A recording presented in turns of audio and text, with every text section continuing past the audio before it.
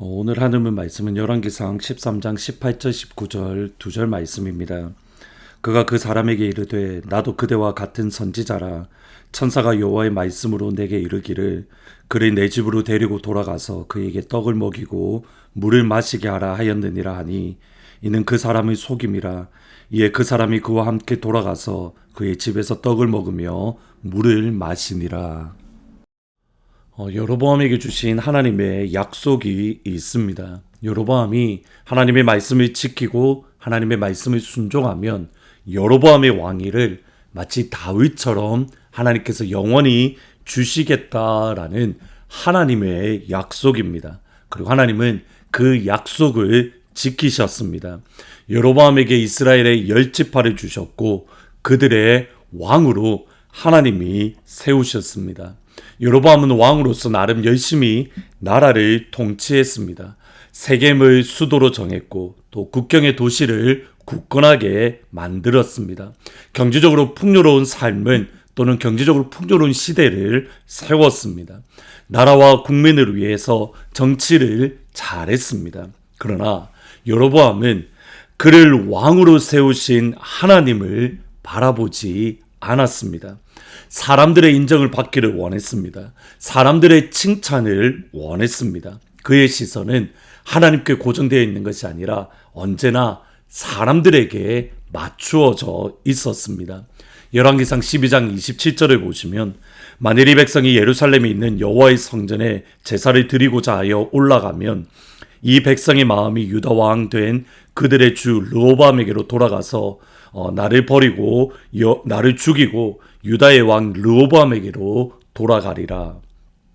사람들 눈치를 보기 시작했고 그리고 만든 것이 단과 베델의 금송아지입니다. 금송아지를 만들고 이것이 하나님이다. 이것이 이스라엘의 구원해 주신 하나님이라며 우상 숭배로 그들을 미혹하고 유혹했습니다. 나아가서 여로보암은 하나님이 세우시고 명령하신 축제가 아니라 자신의 마음대로 새로운 축제일을 만들었고 아론의 가물이 제사장이 되는 것이 아니라 누구든지 원하면 또는 누구든지 그 제사장 직분을 돈으로 사서 그들이 제사장이 되는 그러한 상황이 되었습니다. 이러한 상황 가운데에 북이스라엘에서 진짜 하나님을 사랑하고 하나님을 섬기며 하나님 안에 거하였던 사람들이 북이스라엘을 떠나 남쪽 유다로 내려왔습니다. 역대하 12장 16절에 보시면 이스라엘 모든 지파 중에 마음을 굳게 하여 이스라엘의 하나님 여호와를 찾는 자들이 레위 사람들을 따라 예루살렘에 이르러 그들의 조상의 하나님 여호와께 제사하고자 한지라. 이런 배경에서 오늘 본문의 말씀을 볼 필요가 있습니다. 하나님의 사람, 하나님의 선지자가 유다에서부터 베델, 그러니까 북이스라엘로 올라왔습니다.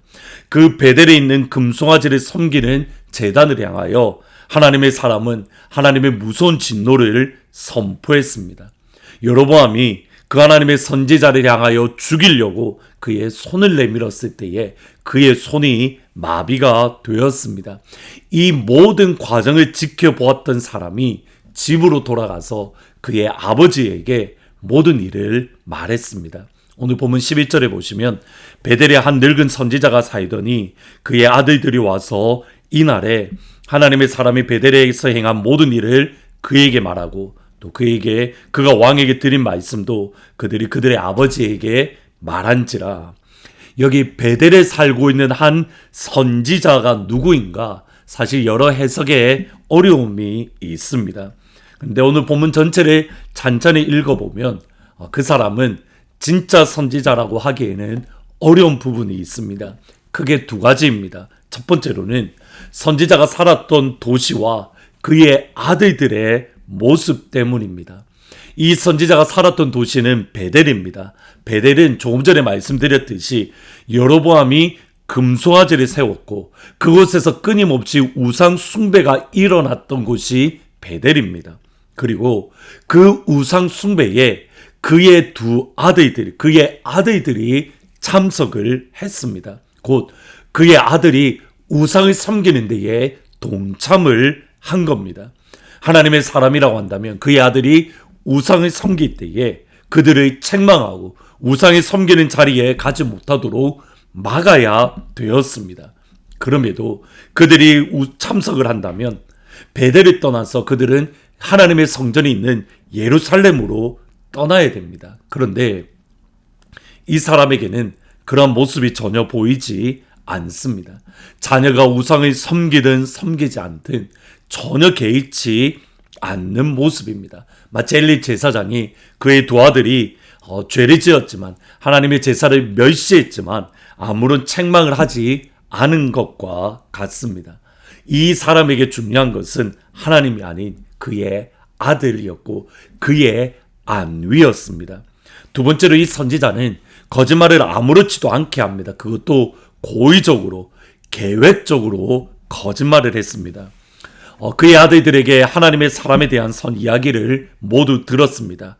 굳이 그 길을 찾아가서 지쳐서 잠시 쉬고 있는 하나님의 사람을 만났습니다. 그리고 자기의 집으로 쉬었다가 그 다음에 돌아가라라고 말을 합니다. 왜 이 사람이 굳이 하나님의 사람에게 자기의 집에서 쉬어라고 했는가? 정확한 이유가 분명하지 않습니다. 그런데 아마도 여로보암에게 잘 보이기 위함이 아니었을까? 그렇게 생각을 해볼 수 있습니다. 그러나 하나님의 사람은 하나님께 이미 받았던 말씀, 이미 받았던 명령이 있습니다. 하나님의 말씀을 선포하고 곧장 예루살렘으로 돌아가라. 이것이 하나님께 받았던 말씀입니다. 그때에 이 선지자, 베델의 늙은 선지자는 거짓말을 계획적으로 그리고 고의적으로 합니다. 오늘 본문 18절 19절에 보시면 그가 그 사람에게 이르되 나도 그대와 같은 선지자라. 천사가 여호와의 말씀으로 내게 이르기를 그를 내 집으로 데리고 돌아가서 그에게 떡을 먹이고 물을 마시게 하라 하였느니라 하니 이는 그 사람을 속임이라. 이에 그 사람이 그와 함께 돌아가서 그의 집에서 떡을 먹으며 물을 마시니라. 하나님의 이카에서 나에게도 말을 했다며 하나님이 전혀 말하지 않은 거짓말로 진짜 하나님의 사람을 속입니다. 거짓말을, 그것도 하나님의 이름으로 거짓말하는 이 사람이 하나님의 사람이다 또는 선지자라고 말하기에 분명히 어렵습니다. 나아가서 이 사람은 신앙의 양심은커녕이고 그냥 일반적인 양심조차 양심이 화인 맞은 것을 보게 됩니다. 26절에 보시면 그 사람을 길에서 데리고 돌아간 선지자가 듣고 말하되 이는 여호와의 말씀을 어긴 하나님의 사람이로다. 여호와께서 그에게 하신 말씀과 같이 여호와께서 그를 사자에게 넘기심에 사자가 그를 찢어 죽였도다. 자기가 거짓말을 했기 때문에, 자신이 속였기 때문에 하나님의 사람이 죽었습니다. 그러면 마음 아파하고 부끄러워하고 그의 마음이 힘겨워야 하는데 오히려 담당하게 말하고 있습니다. 하나님의 말씀을 어겼기에 하나님이 그를 심판했다고, 오히려 하나님의 사람을 말씀을 어겼다라고 하며 비난합니다. 그리고 스스로를 선지자라고 말을 합니다. 여기에서 중요합니다. 하나님의 사람은 거짓말을 하는 베델의 사람에게 속았습니다. 하나님이 말씀하셨다는 베델의 선지자의 말을 믿고 그를 따라가서 그곳에서 물을 먹었고 그곳에서 떡을 먹었습니다. 그러면 하나님의 사람은 책임이 없습니까? 하나님의 사람은 죄가 없습니까? 아닙니다. 하나님은 그를 심판하셨습니다. 속았지만 심판하셨습니다. 여러분, 이것이 두렵습니다. 사탄은 끊임없이 하나님의 사람을 속입니다. 거짓으로 하나님의 사람을 하나님의 말씀으로부터 멀어지게끔 미혹하고 거짓말을 하고 하나님 앞에 말씀을 지키지 못하게 악한 말로 넘어뜨리려 합니다. 따라서 분별해야 합니다. 하나님의 말씀 위에 굳건히 서야 됩니다. 지금 내가 듣고 있는 말이 진실인지 거짓인지, 하나님의 말씀인지 말씀이 아닌지 항상 분별하고 하나님이 주신 말씀 안에, 진리 안에 거할 수 있어야 되는 겁니다. 오늘 우리가 기도할 때에 우리에게 혹시라도 베델의 선지자같이 거짓의 모습은 없는지 우리 스스로를 점검해야 됩니다. 오늘 우리가 기도할 때에 하나님의 사람처럼 우리가 거짓에 속고 있진 않은지 우리 스스로를 점검해야 됩니다. 다른 사람을 속여서도 안 되고 다른 사람에게 속아서도 안 됩니다. 이를 위해서 진리 위에, 말씀 위에, 하나님과 예수님과 성령님 안에 굳건히 설 수 있어야 되는 겁니다. 그러한 하나님의 모든 가족들이 다 되기를, 속이지도 않고 속지도 않는 진리 위에서는 하나님의 모든 가족들이 되기를 주의 이름으로 축원합니다. 아멘. 기도하십니다. 하나님, 다른 사람을 속이지도 않고 다른 사람에게도 속지도 않는 말씀과 진리 안에 살아가는 하나님의 사람이 될 수 있도록 주님 축복하여 주옵소서. 주의 진리의 말씀을 우리 안에 풍성하게 거하게 하여 주옵소서.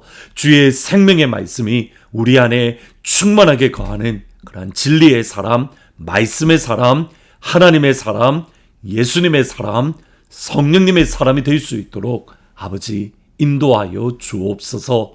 그 하나님의 은혜를 저희들이 사모합니다. 내일 주일날 하나님 앞에 나와 예배드릴 때에 그 진리 안에 거할 수 있는 그러한 영광을 우리 가운데에 허락하여 주옵소서. 예수님의 이름으로 기도합니다. 아멘. 하나님과 예수님과 성령님 위에 서서 다른 사람을 속이지도 않고 거짓에 속지도 않는 그러한 말씀의 사람이 되기를 주님의 이름으로 축복합니다. 내일 주일 기쁜 얼굴로 찾아뵙도록 하겠습니다. 나의 안에 거하라. 나는 내 하나님이니 모든 환난 가운데 너를 지키는 자라. 두려워하지 말라. 내가 널 도와주리니 놀라지 말라. 내 손 잡아주리라. 내가 너를 지명하여 불렀나니 너는 내 것이라.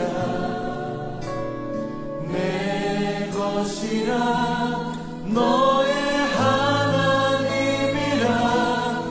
내가 너를 보배롭고 존귀하게 여기노라. 너를 사랑하는 내 여호와라. 이 고백이 하나님을 여러분 믿으십니까? 이 고백이 하나님을 신뢰하십니까? 예. 오늘 주께서 우리에게 그렇게 말씀하신다고 좀 믿습니다. 너희 모두 수고를 그치고 나의 안에 거하라.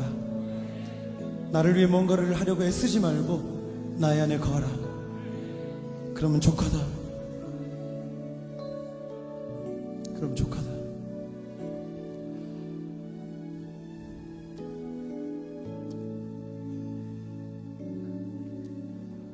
우리 예배에 있는 그런 긴장에 대해서 하나님 말씀하십니다. 너면 족하다. 내 있는 모습 그대로 나오면 될 것이다. 내가 너를 사랑하고 내가 너를 기뻐한다. 두려워하지 마라. 내가 너를 붙잡을 것이다. 내가 너와 함께 할 것이다. 내가 너를 지명하여 불렀으니 너희는 나에게 모든 것들을 맡겨라. 내가 너희 삶을 책임질 것이다.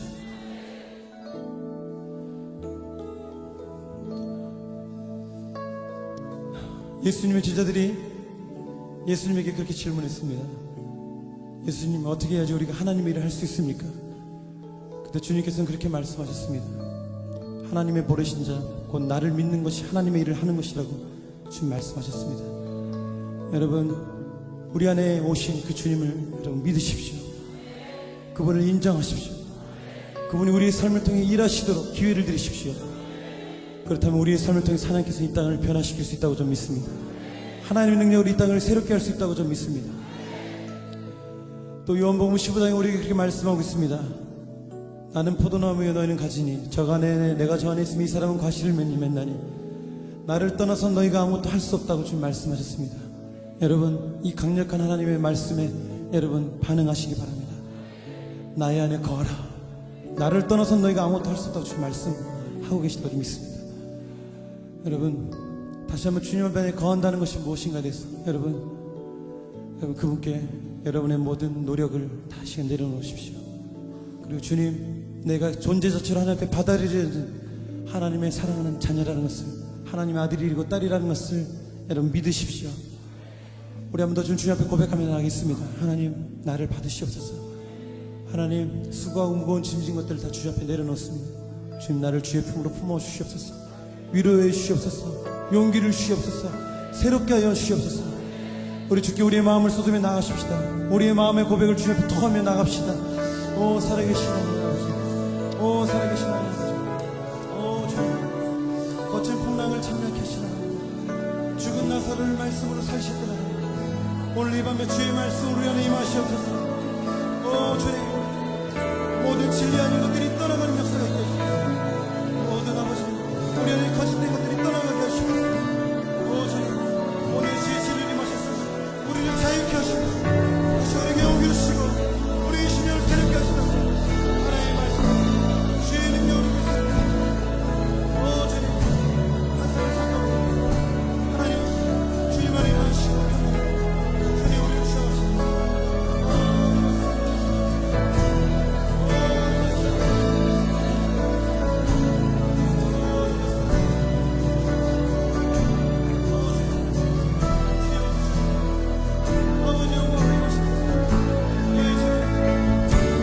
내가 너를 증명하여 불렀나니 너는 내 것이라, 내 것이라, 너의 하나님이라. 내가 너를 고배롭고 존귀하게 여기노라. 너를 사랑하는 내 여호와라. 다시 한번 내가 너를 지명하여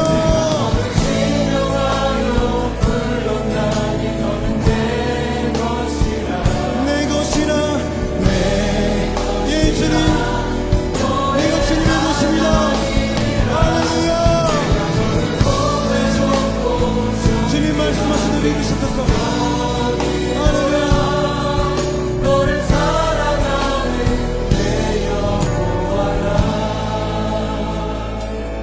내가 너를 지명하여 불렀나니 너는 내 것이라, 내 것이라.